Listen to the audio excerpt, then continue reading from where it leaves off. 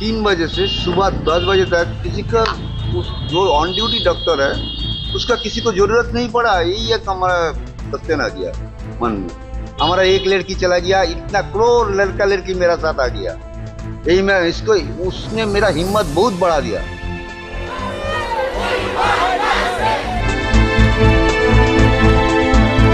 थोड़ा उसका दिक्कत था कॉलेज पूरा डिपार्टमेंट, इसलिए डिपार्टमेंट को हम बोला है डिपार्टमेंट पूरा सस्पेक्ट में है।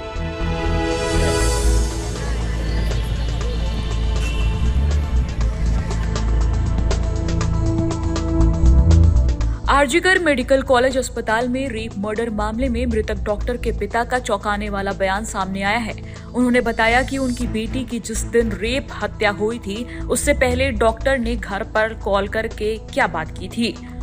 भावुक पिता ने बताया कि उस दिन सुबह करीब 8:10 बजे ड्यूटी के लिए वो निकली थी। वो ओपीडी में थी और आखिरी बार रात करीब 11:15 बजे अपनी मां से बात की थी। लेकिन जब अगले सुबह जब उनकी पत्नी ने दोबारा फोन किया तो उसका फोन बज रहा था, लेकिन किसी ने फोन नहीं उठाया। उन्हें शक भी हुआ कि कुछ तो गड़बड़ है, लेकिन तब तक उनकी बेटी की मौत हो चुकी थी। पिता ने अस्पताल पर सवाल खड़े करते हुए कहा कि ये चिंता की बात है कि सुबह 3 बजे से सुबह 10 बजे तक किसी को उसकी जरूरत नहीं पड़ी, जबकि वो ऑन ड्यूटी डॉक्टर थी।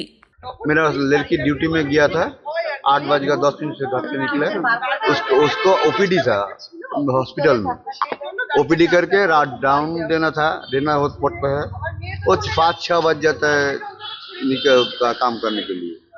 5 बजे माँ के साथ बात हुआ था, फिर 11:15 का टाइम में भी माँ से बात हुआ था। वो बोला जी हम लोगों का 4 आदमी का खाना आया है, हम लोग खाना खा रहा है, आप लोग खाना खा के सो जाइए। तो ऐसे ही बात होता था।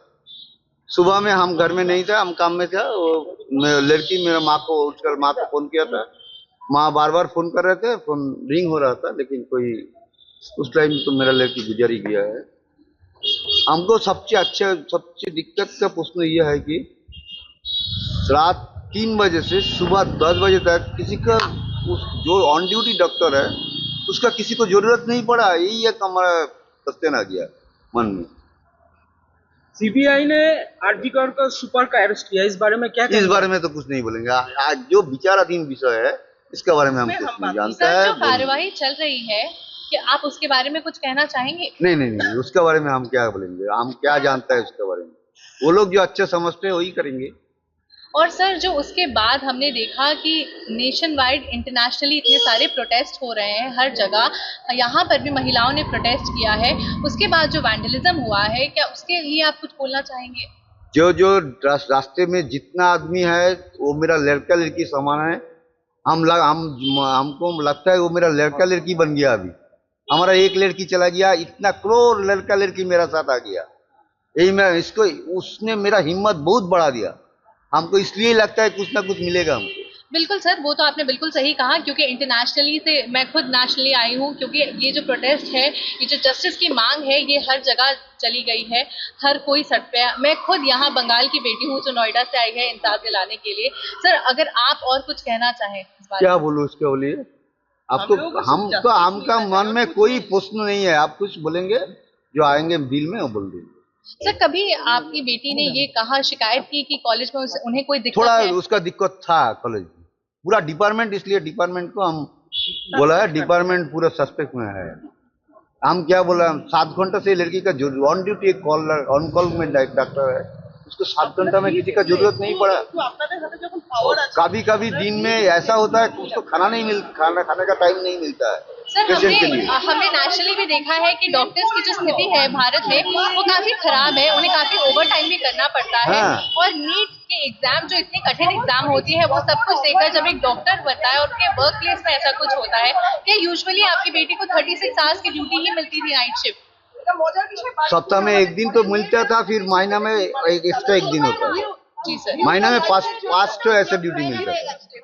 कुछ दिन और जो इंटर्न था 3 दिन 4 दिन टाना ड्यूटी मिलता था। एक डॉक्टर कैसे ट्रीटमेंट कर सकता है? उसको दिमाग ठंडा रखे, उसको थोड़ा गलती चलेगा नहीं, 100% करेक्ट सब करना पड़ेगा। कैसे करता है वो तो लोग जानता है। कुछ दिन से उसका दिमाग इतना ठंडा था तो उस लोगों का। कुछ दिन से दिखाई जा रहा है जब पूरा हॉस्पिटल बंद है, इस बारे में आप क्या कहेंगे? वो जो लड़का लड़की ये सब कर रहा है हम उसके साथ है। वो मूल रूप उनका कॉलीग और मेरा बेटी समान है सब। मेरा बेटी का उस आत्मा में शांति मिले, उसका भी कोई प्रोटेस्ट मिले, इसलिए कर रहा है। आरजीकर हॉस्पिटल में तो धमकी हुआ है, इसका बारे में कुछ हम नहीं जानता है, हम कुछ नहीं बताते। ममता बनर्जी आज भी बोला है कि मैंने 1 हफ्ता टाइम मांगा था, इससे पहले सीबीआई को दे दिया गया। इस बारे में आप क्या कहेंगे?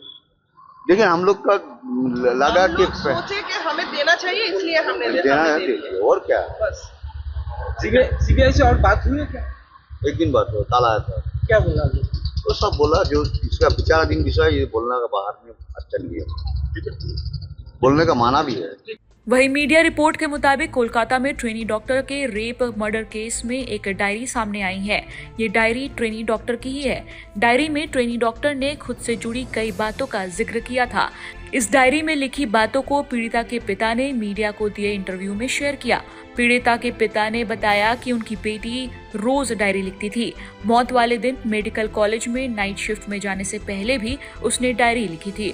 वो एक मेहनती लड़की थी जो अपने सपनों को पूरा करने के लिए हर दिन 10 से 12 घंटे पढ़ाई करती थी। बता दें, all Indian government doctors association के एडिशनल सेक्रेटरी डॉक्टर सुवर्ण गोस्वामी ने 14 अगस्त को पोस्टमार्टम रिपोर्ट के हवाले से बताया कि ये रेप नहीं, गैंगरेप हो सकता है। उन्होंने बताया कि ट्रेनी डॉक्टर के प्राइवेट पार्ट में 151 mg सीमन मिला है।